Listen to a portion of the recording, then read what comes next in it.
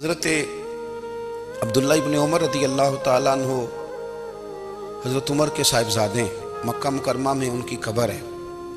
میں نے جب انہیں پڑھا تو مجھے ان سے بڑا پیار ہو گیا، لیکن آپ کو پتہ ہے وہاں جا کے کسی شخص کا مزار تلاش کرنا یا پوچھنا ایک مشکل کام ہوتا ہے۔ تو ایک دفعہ میں مکہ شریف میں حاضر تھا تو ایک گاڑی والا ڈرائیور مجھے کہنے لگا کہ مولانا میں آپ کو جانتا ہوں، مجھے آپ سے محبت ہے، ایک بات بتاؤں آپ کو؟ میں نے کہا بتاؤ۔ کہنے لگے حضرت عبداللہ ابن عمر کی قبر دیکھنی ہے۔ میں نے کہا یہ تو نہیں کہہ رہا، یہ کسی نے بندوبست کرایا ہے، یہ اللہ نے تیرے دل میں بات ڈالی ہے، یہ ہو گیا تو لے چل مجھے۔ حضرت عبداللہ ابن عمر کو نبی پاک نے فرمایا تھا راجل صالح، یہ نیک بندہ ہے، یہ متقی آدمی۔ حضرت عبداللہ ابن عمر رضی اللہ تعالیٰ عنہ سیدنا فاروق اعظم رضی اللہ تعالیٰ عنہ کے صاحبزادے ہیں، اور ان کی ہمشیرہ سیدہ حفصہ رضی اللہ تعالیٰ عنہ حضور کی زوجہ محترمہ ہے۔ ایک دن اپنی ہمشیرہ سے کہنے لگے کہ نبی کریم صلی اللہ تعالیٰ علیہ وسلم گھر میں آئے نا، اور اگر حضور غم امت میں پریشان نہ ہوں، طبیعت کو حشاش بشاش دیکھو تو ذرا پوچھنا تو صحیح حضور کا میرے بارے میں کیا خیال ہے، پوچھنا تو صحیح کہ کریم کی بارگاہ میں میرا کیا مقام ہے، میرے بارے میں حضور کیا فرماتے ہیں۔ اب بہن کو کام بتائے، اور بتائے بھی بھائی، اور پھر بہن وہ کام نہ کرے، یہ تاریخ میں ہوتا نہیں۔ حضرت عمر فاروق رضی اللہ تعالیٰ عنہ کی صاحبزادی ام المومنین رضی اللہ تعالیٰ عنہ فرماتی ہیں کہ میں تو بس منتظر تھی۔ انہوں نے تو کہا تھا نا کہ اگر تم حشاش بشاش دیکھو تو بات کرنا، لیکن حضور تشریف لائے، میری باری تھی، میرے گھر تشریف لائے، کھانا پیش کیا تو فوراً میں نے عرض کی حضور ایک بات پوچھنی تھی۔ تو حضور نے فرمایا پوچھئے۔ میں نے عرض کی حضور میرے بھائی عبداللہ ابن عمر کے بارے میں آپ کا کیا خیال ہے؟ نوجوانوں میری بات پہ غور کرنا، میرے بھائی کے بارے میں آپ کا کیا خیال ہے؟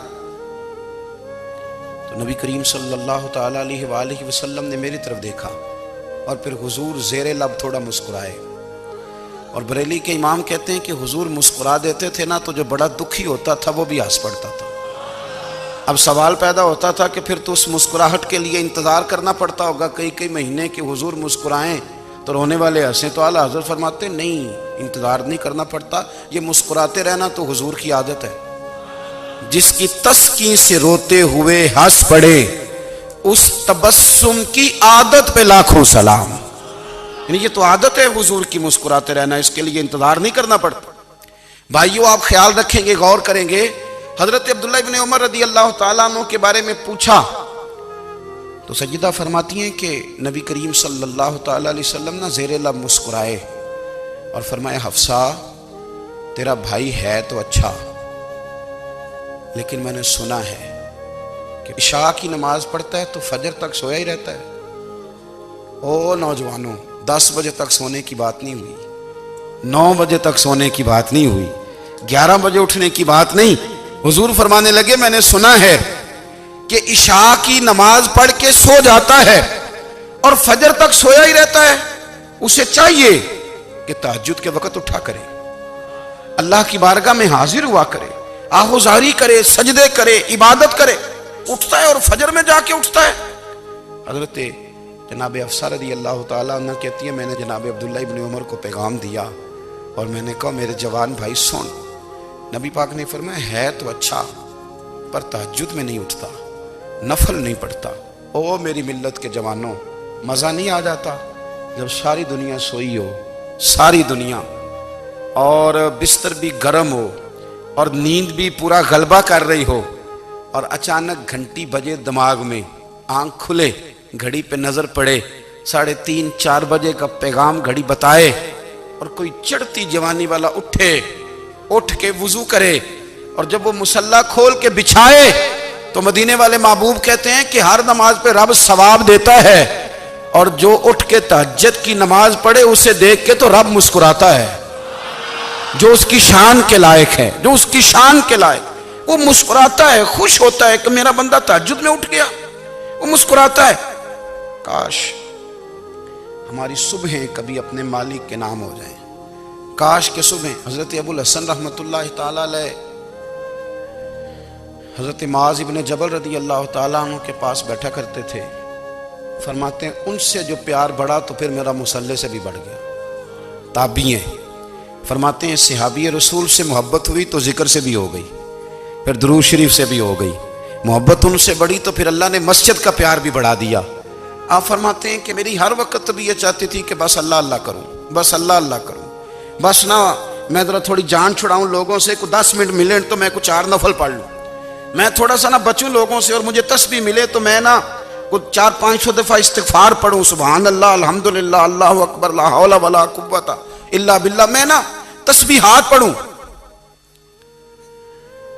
فرماتے ہیں کہ بچے تھے گھر میں 6-7، غربت تھی، کام ملتا کوئی نہیں تھا، اور میں کام چور نہیں تھا، کام ڈھونڈتا تھا، پر اللہ کی قدرت کے کام نہیں ملتا تھا۔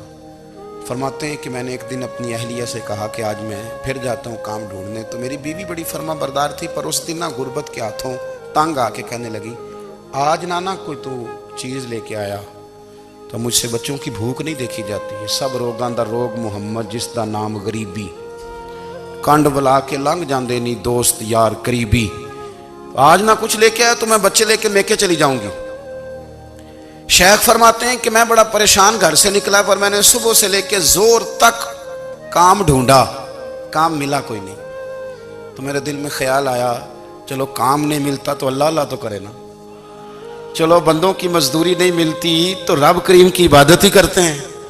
فرماتے ہیں کہ میں نے نا فرات کے پانی سے وضو کیا، نہر کے، شدید دھوپ تھی، ساتھ ریت تھی اور ریت تپ رہی تھی، میں نے اپنا رومال وہیں مصلی کے طور پر بچھا لیا، اور فرماتے ہیں کہ زور سے لے کر عصر تک نماز پڑھی، دھوپ بھی پورے زور پہ، پر میرے سجدے کا ذوق بھی پورے زور پہ۔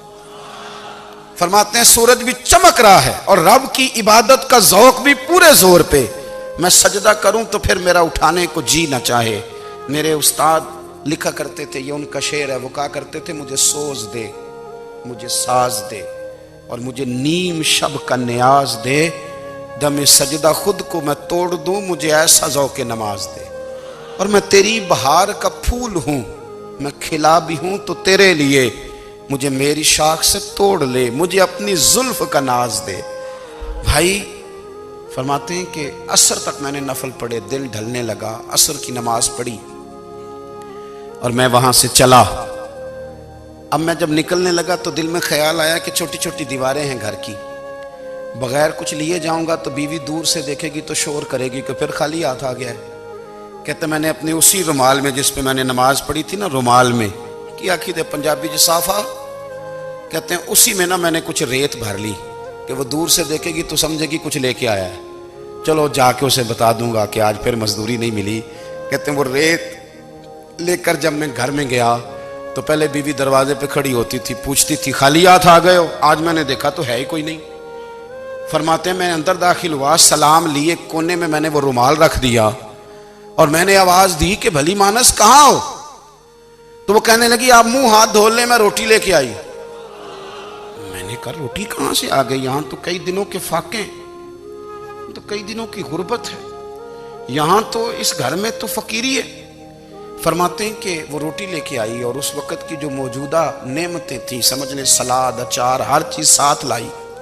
میں نے کہا کہ بچے کہاں گئے؟ کہنے لگی وہ کھانا کھا کے کھیلنے گئے، آپ کھانا کھا لیں آ جاتے ہیں۔ کھانا اس نے چن دیا۔ میں نے حیرت انگیز لہجے میں ساری نعمتیں اپنے دسترخوان پہ دیکھ کر کے بیوی سے پوچھا یہ کہاں سے آیا کھانا؟ بچوں کو تو نے کہاں سے کھانا کھلایا؟ یہ سارا کچھ کیسا ہے؟ تو کہنے لگی پتہ نہیں آج آپ کس کریم کی مزدوری کرنے چلے گئے تھے، پتہ نہیں کس کریم کی، میرے گھر میں تو اتنی نعمتیں آئی ہیں کہ مجھ سے سنبھالی نہیں جا رہی، اتنا اناج ہے، اتنا گندم ہے، کس کریم کے دروازے آج چلے گئے تھے؟ یہ کہتے کہتے وہ اٹھی اور اٹھ کر کے کہنے لگی پہلے بڑا کچھ آیا تھا، اب کیا لے آئے ہو؟ اور جا کر کے نا اس نے وہ ریت والا رومال کھولا، کہنے لگے میں تو لے کے آیا تھا ریت، تو میرے رب نے اسے بھی سونے اور ہیرے بنا دیا تھا۔